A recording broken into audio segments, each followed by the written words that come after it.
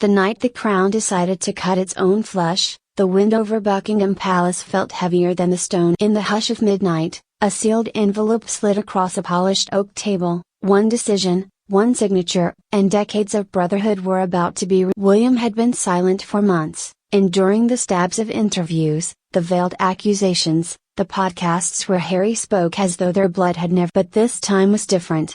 This time there was a dossier, ruthless, cold, undeniable, prepared in secrecy and dripping with consequence. The documents, leaked from a shadowy contact connected to Meghan's media network, accused William of manipulating King Charles's fragile health and rewriting royal wills to erase Archie and Lilibet from any significant inheritance. It was a charge not of vanity, but of calculated treason against his own brother's bloodline. When the news hit the palace at dawn, the silence cracked.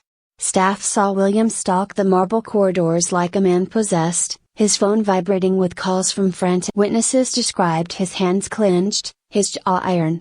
At 3:47 a.m., he sent a single encrypted message to Harry: "Retract this, or there will be no return." No answer came. By noon, emergency lights glowed in the Royal Strategy Wing, rooms that hadn't been used since the darkest days of Diana's fallout. Kate stood beside William, her face pale but unyielding. "If you do nothing," she said, "she will finish what." The Crown was bleeding, and Harry, whether by love or by leash, was letting it happen. The decision was made that evening, not just a withdrawal, not a cold shoulder, an official severance. A document known internally as the Winter Protocol was activated. All cooperative ties, ceremonial bonds, and shared financial channels with the family crest that once bore two brothers side by side would be redrawn. In California, Harry received the notice at breakfast. Meghan was said to have read it aloud, her fingers tapping the table as the words sank in. "So, it's war," she whispered. From that moment, the Crown moved with the precision of an ancient. Legal teams unearthed letters, private agreements, even secret funds William had secured years ago to quietly support Harry's new life, proof he had tried, time and again, to keep the bloodline. Now those files were weaponized, locked in vaults, ready to detonate if Meghan's camp struck again. The media storm was immediate. Front pages roared, "Blood versus Crown. William cuts the lifeline." In pubs and parlors across Britain, debates turned. Some called William heartless, a man who placed a gilded throne above. Others hailed him as the only one willing to defend a crumbling monarchy from a pair they now called the California New. But the real fire came 3 nights later.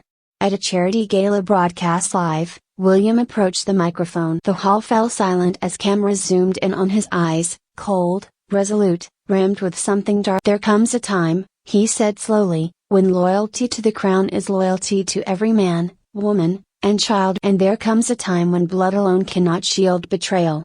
It was a declaration of war dressed in royal. Harry's response was erratic. Sources close to Montecito claimed he smashed a family heirloom in rage, then spent hours drafting a message he never. Meghan, ever the strategist, began drafting the first outlines of a new series, The Truth They Tried to. Netflix courted them for an exclusive, attorneys circled like vultures. Meanwhile, whispers from Windsor hinted at a darker move, a sealed clause in King Charles's private will, reportedly updated under William's counsel, that would permanently alter the line of discretionary inheritance. If triggered, it would strip Harry's children of more than titles, it would erase their claim to centuries of estates and trust funds. Whether the clause was real or a ghost conjured by the palace to scare them back into silence, but Meghan acted as if it was true. Security around the California mansion doubled. Inside the UK, Kate became the Crown's shadow general. She handpicked advisors, arranged discreet meetings with the king, and authorized the quiet release of photos showing her children beside their grandfather, a subtle but devastating reminder of which heir. For every whisper Meghan sent across the Atlantic, Kate had a counter move. By winter, the brothers' bond was beyond fracture. It was the private number William once used to call Harry on their mother's birthday was disconnected. Official portraits were edited. In the Great Hall of Windsor, a painting that once depicted the two young princes in their Eton uniforms was quietly removed. And yet, the world waited for the final blow. Would William expose everything?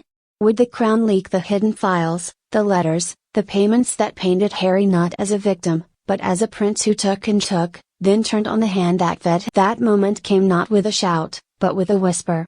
An anonymous dossier, marked only with the crest Edward's crown, appeared in the inboxes of select British MPs. It contained timelines, bank transfers, and handwritten notes, proof that William had financed Harry's early escape, that Meghan had been offered private security funded by the Duchy of Cornwall, that the narrative of abandonment was, at best, a half-truth. The media hesitated, then erupted. "The Crown fights back!" screamed one. Overnight, polls shifted. For the first time in years, the public leaned toward William, not as the forgiving brother, but as the executioner who chose monarch. Harry's name was no longer spoken in royal corridors. Meghan pressed on with her media war, but each blow landed weaker than the last. Hollywood turned cautious, sponsors whispered of brand risk. The fairy tale was ash, the bridge burned. And in the quiet of Balmoral, under the weight of Scotland's mist, William wrote a final letter, not to Harry, but to his children, sealed for the day they would inherit the mess he had survived. In it, he wrote, "Blood fades. Duty remains. The crown endures." When spring came, London unveiled a new royal portrait, King Charles at the center, William and Kate at his side, their children in the space where Harry once stood was left deliberately empty, a void that spoke louder than any press release. The brothers had chosen their sides. One chose blood, twisted by love and rage. The other chose the crown, sharpened by betrayal. And the world? It chose to watch, breath held, as the fire kept burning behind palace gates.